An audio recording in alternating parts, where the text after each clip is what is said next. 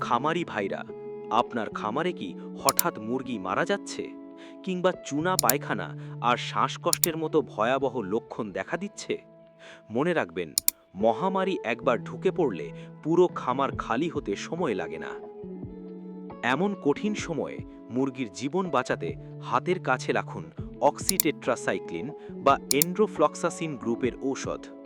আর যদি মুরগির অতিরিক্ত ঠান্ডা বা কফ থাকে, তবে ব্রোমহেক্সিন জাদুর মতো কাজ করে। এসব ঔষধ মুরগির শরীরের ব্যাকটেরিয়া মেরে ফেলে দ্রুত সুস্থ করে তোলে। তবে শুধু ঔষধ দিলেই হবে না, মুরগির ধকল কমাতে এবং লিভার ভালো রাখতে ভালো মানের লিভার টনিক ব্যবহার করুন। মনে রাখবেন, রোগ আসার পর চিকিৎসা করার চেয়ে খামার পরিষ্কার রাখা এবং সময় মতো ভ্যাকসিন দেওয়া অনেক বেশি সাশ্রয়ী। আপনার মুরগির রোগ নিয়ে কোনো প্রশ্ন থাকলে এখনই কমেন্টে জানান।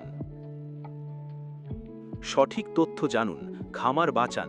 ভিডিওটি শেয়ার করে অন্য খামারিদেরও সতর্ক করে দিন। ধন্যবাদ।